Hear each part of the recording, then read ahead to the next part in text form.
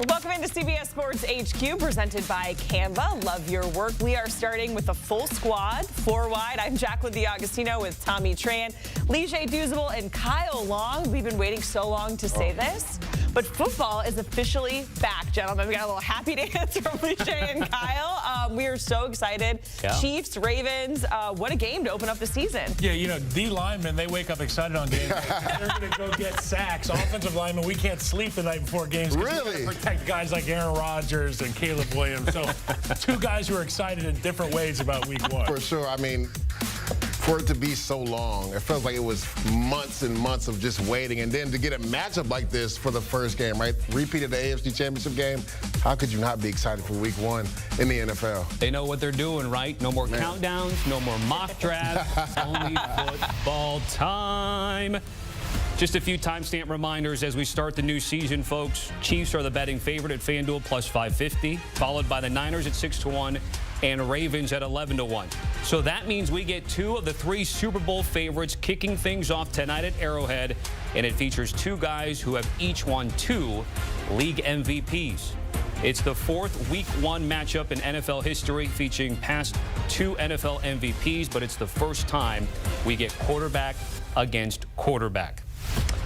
So anytime you only get the 4th time in history, it raises some eyebrows, right? So it's Kurt Warner, Terrell Davis in 2000, Barry Sanders, Brett Favre in 98, and then Earl Campbell and Terry Bradshaw in 1980. Leger, if I were to ask you what interests you most about Lamar Jackson and Patrick Mahomes, what would that be? Well, not only that, Tommy, this is the first time 2 former quarterbacks who were MVP are facing off in week 1, but these are the 2 guys that won the last 2 MVP awards. So when you look at this matchup and you start with Lamar Jackson, everybody will tell you this. It's not about the regular season with Lamar Jackson. It's about what he can do in the postseason. But I would throw a caveat in there because, Kyle, you know this as a player.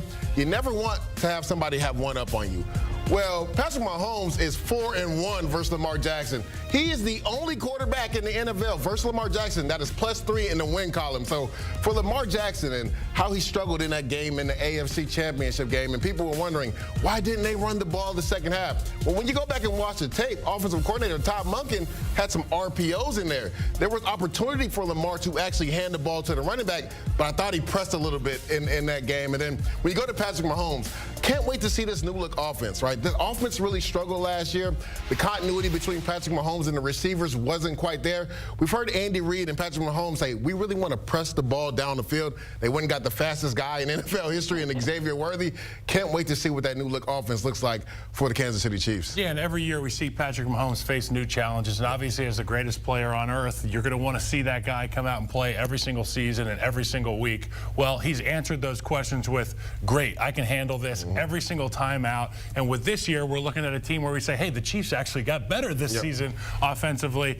I can't wait to see what it's going to be looking like. And without Hollywood Brown, we're going to see the involvement of these young receivers early and often for Patrick Mahomes and Andy Reid. And for Lamar Jackson, you're going to look at opportunities to find some of those receivers that weren't available last year early in the play, because who are the Chiefs without? L'Jarius Sneed, one of the best press corners in football. And without him, you're going to rely on these young guys. We talked about McDuffie off screen, and obviously Joshua Williams, a couple of these guys trying to fight for playing time on the back end. Lamar will have decisions to make early in the down. I'd love to see him throw, but obviously those legs loom very dangerous for the Chiefs defense. If we break it down team by team, starting with the Chiefs, Leger, you mentioned this new look offense. It got a whole lot faster, and the receiving core, that was an issue last season when we were saying, hey, if there's ever a season to get the Chiefs, it's probably last year. Sure. Good luck this time around as we let them get away. Going for that 3. Let them off the hook. I know, Kyle, what do you want to see, though, from this receiving core specifically, and what Andy Reid can kind of mark up for them to feel good about this Chiefs squad going for a 3-peat? I want to see guys that when you throw them the football, they catch it. I want to see the catchable balls get caught. I mean, and for how good as Patrick Mahomes has been on paper and from the stats standpoint, there have been a lot of drops. There's been a lot of issues in that receiver room,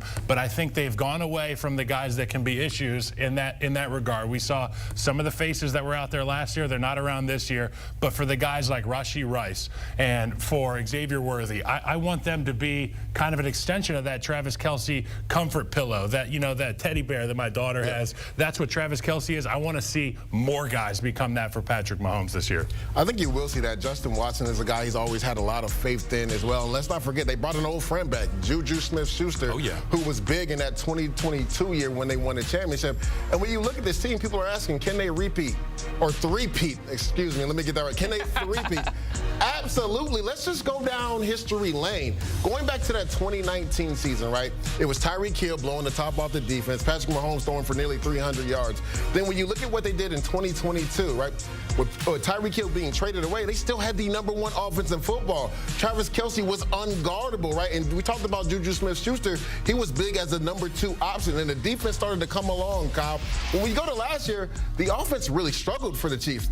This team was led by its defense. So when you look at this Chiefs team winning 3 out of the last 5, they've been able to reinvent themselves so many times. They can beat you so many ways, Kyle. So obviously this team can three-peat because you just don't know what Chiefs teams you're going to get, but they can beat you in a multitude of ways. Yeah, I mean, the Chiefs great, obviously, on offense, but they went to Baltimore, and it was that defense that made the play on the goal line. And our guy, L'Jarius Sneed, no longer there, but it's the defense. The point remains, defenses do win championships, and I love the front with Chris Jones, obviously a true world beater, a matchup nightmare, somebody that keeps OCs up all night. And then this guy, George Karlaftis. I think this year Karlaftis could have 15+ sacks. I think he's going to have a breakout season. Now, he was double digits or near it last year. Yeah, he was double. He's going to hit 15 this year. It's just the nature of the way that they rush the quarterback. And to your point, talking about the second half in the AFC Championship game, I think people tend to forget, even though Patrick Mahomes is Superman, he essentially became a game manager in some of those playoff games because he knew he could lean on the defense.